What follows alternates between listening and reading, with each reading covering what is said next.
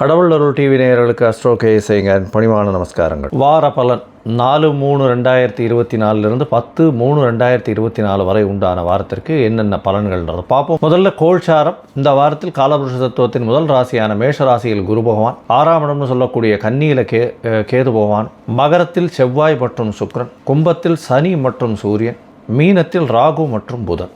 இந்த வாரத்தில் 8/3/2024 அன்னைக்கு சுக்கிர பகவான் மகரத்திலிருந்து கும்பத்துக்கு போகிறார்.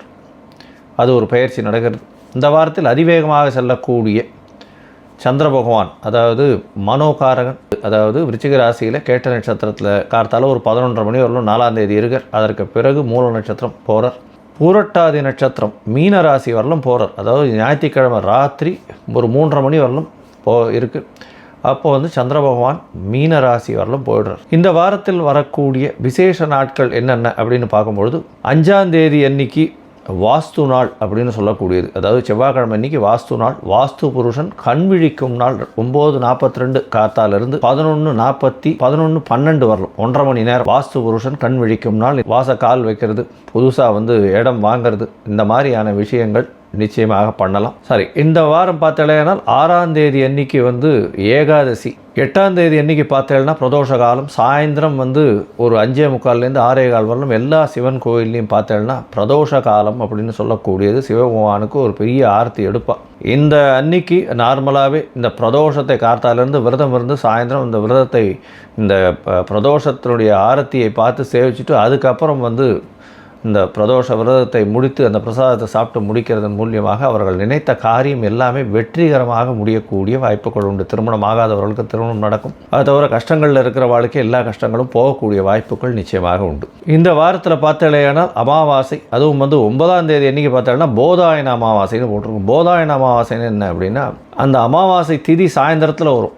அதாவது கிட்டத்தட்ட ஒரு 5:30 மணிக்கு 5:30 மணி 5:45 மணிக்கு சூரியன் அஸ்தமனம் காலத்தில் வந்துடும். அதனால் போதாயன அமாவாசைன்னு சொல்கிறது. 10ஆம் தேதி அன்னைக்கு தான் சர்வ அமாவாசை. கார்த்தால சூரியன் உதிக்கும் பொழுதே அமாவாசை காலமாக இருக்கும், திதியாக இருக்கும். முதல் நாள் அமாவாசை திதி ஆரம்பித்தாலும் அடுத்த நாள் சூரிய உதயத்தை வச்சு தான் அமாவாசை பண்ண முடியும். மாசி மாதத்தினுடைய அமாவாசை பிதர்களுக்கு செய்ய வேண்டிய கர்மாக்களை செய்ய வேண்டியது கடமை. இது தாய் தந்தையர் இல்லாதவர்கள் கண்டிப்பாக அவர்களுக்கு உண்டான கர்மாக்களை செய்ய வேண்டியது நிச்சயமாக உண்டு. கண்டிப்பாக பண்ணணும். இந்த வாரத்தில் பார்த்தோம்னா எந்தெந்த ராசிக்காரர்களுக்கு சந்திராஷ்டமம் அப்படின்னு பார்த்தாலேயானால் மேஷம், ரிஷபம், மிதுனம், கடகம், சிம்ம ராசி வரலும் சந்திராஷ்டம காலம் போகிறது. இதன் மூலியமாக சந்திர பகவான் மனோகாரகன் 8ஆம் இடத்தில் மறைந்து இருக்கக்கூடிய காலம்ன்றதுனால சந்திர பகவானுக்கு உண்டான எளிய பரிகாரம் முடிஞ்சதுன்னா பக்கத்தில் இருக்கிற கோவிலில் வெள்ளை அரளி செடி, அது ஒரு 2 செடி வாங்கி தானமாக கொடுத்து அது ஒழுங்காக நல்லபடியாக வளர்கிறதுக்கு உங்களால் முடிஞ்ச ஹெல்ப் பண்ணுங்க. தண்ணி பாய்ச்சறதோ, தண்ணி கொஞ்சம் டெய்லி கொண்டு போய் கொட்டிட்டு வர்றது, அந்த மாதிரியான விஷயங்கள் பண்ணிகிட்டே வாங்க. உங்களுடைய சந்திராஷ்டமத்தின் தாக்கம் நீங்கும். சரி, இந்த வீடியோ பார்த்துட்டு இருக்கவளுக்கு என்கிட்ட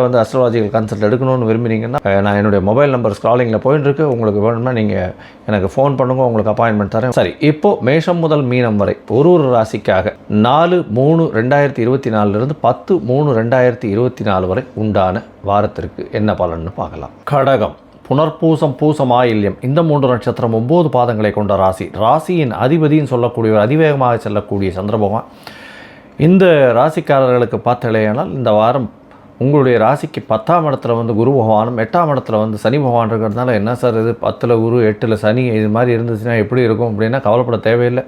சப்தமத்தில் செவ்வாய் பகவான் உச்சம் பெற்று இருக்கிறது பெரிய விசேஷம். 10ஆம் அதிபதி 7ஆம் இடத்துல உச்சம் பெற்று இருக்கிறது பெரிய விசேஷம். நாட்டை விட்டு வீட்டை விட்டு வெளியில் போகக்கூடிய வாய்ப்புகள் கிடைக்கும். வெளிநாடு, வெளியூர், வெளிமாநிலம் செல்லக்கூடிய வாய்ப்புகள் நிச்சயமாக கிடைக்கும். இந்த வாரம் பார்த்தலையானால் அதுவும் உங்களுடைய ராசிக்கு 9ஆம் இடத்துல ராகு பகவானும் 3ஆம் இடத்துல கேது பகவானும் இருக்கிறது பெரிய விசேஷம். உங்களுடைய முயற்சிகள் எல்லாமே நிச்சயமாக ஏற்றுக்கொள்ளப்படக்கூடிய காலகட்டமாக இருக்கும்.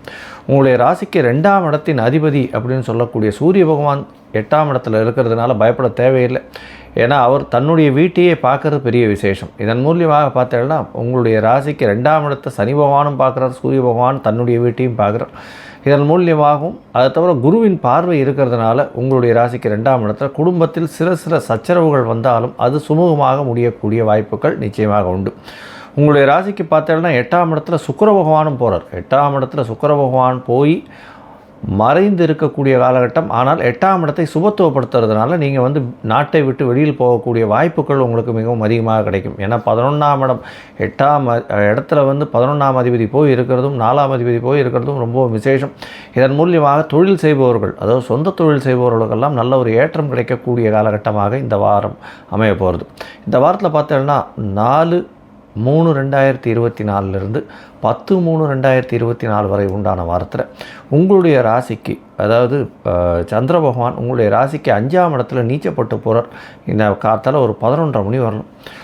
4ஆம் தேதி காலத்தால் 11:30 மணி வரலாம். அதற்கு பிறகு பார்த்தோன்னா உங்களுடைய ராசிக்கு 6ஆம் இடத்துக்கு போகிறார். குருவின் பார்வை இருக்கிறது, நல்ல ஒரு ஏற்றம் இருக்கும். ஏன்னா ராசிநாதன் 6ஆம் இடத்துல, 6ஆம் அதிபதி 10ஆம் இடத்துல இருக்கிறதுனால புதிய தொழில் வரக்கூடிய வாய்ப்பு உண்டு. வேலை புதுசாக கிடைக்கக்கூடிய வாய்ப்புகள் உண்டு. வேலையில் ப்ரமோஷன் கிடைக்கக்கூடிய வாய்ப்புகள் உண்டு.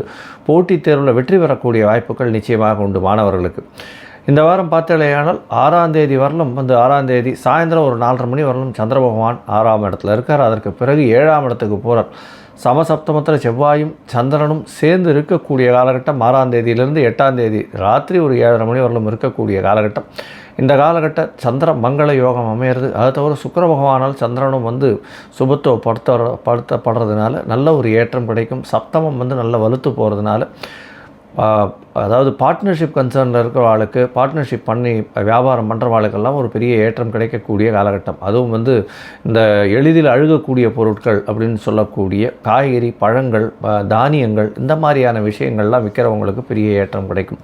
பலசரக்கு கடைகள், அதை தவிர வந்து இந்த ஃபுட் ப்ராடக்ட்ஸு, ஃபுட்டு மெட்டீரியல்ஸ் விற்கிறவங்க, இவங்களுக்கெல்லாம் நல்ல ஒரு ஏற்றம் கிடைக்கும். அதை தவிர உங்களுடைய ராசிக்கு இந்த ஆட்டோ ஓட்டுநர்கள், டாக்ஸி அந்த மாதிரி ஓட்டுறவங்க, இவங்களுக்கெல்லாம் பெரிய ஏற்றம் கிடைக்கக்கூடிய காலகட்டமாக இந்த வாரம் அமைய போகிறது.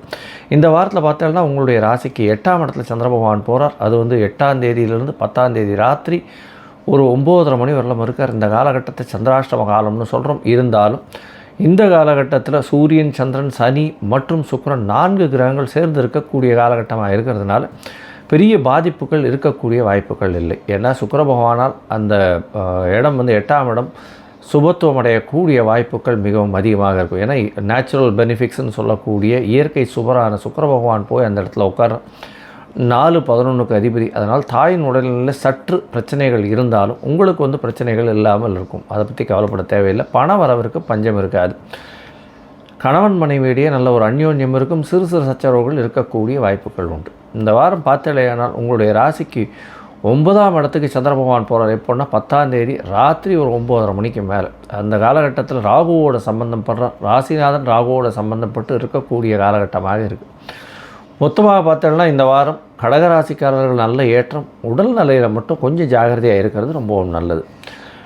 இந்த வாரத்தில் பார்த்தீங்களேன்னா படிக்கக்கூடிய மாணவர்களுக்கு நல்ல ஏற்றமாக இருக்கும். அதை தவிர வந்து பண வரவிற்கு பஞ்சம் இருக்காது. தொழிலில் பெரிய அபிவிருத்தி இருக்கும். பார்ட்னர்ஷிப் கன்சர்னில் நல்ல ஒரு ஏற்றம் இருக்கும். புதிய உத்தியோகம் கிடைக்கக்கூடிய வாய்ப்புகள் உண்டு. இந்த வாரம் நீங்கள் அருகில் இருக்கக்கூடிய கார்ணீஸ்வரர் கோயிலுக்கு போய்ட்டு வாங்க சென்னையில். அது வந்து ஒரு பெரிய ஏற்றத்தையும் மாற்றத்தையும் உங்களுடைய வாழ்வில் நிச்சயமாக கொடுக்கும். கடவுள் அருள் டிவியை பார்த்தமைக்க நன்றிகள். மேலும் இது போன்ற தகவல்களை தெரிந்து கொள்ள கடவுள் அருள் டிவியை சப்ஸ்கிரைப் செய்யுங்கள். மறக்காமல் பெல் ஐக்கானை கிளிக் செய்யுங்கள்.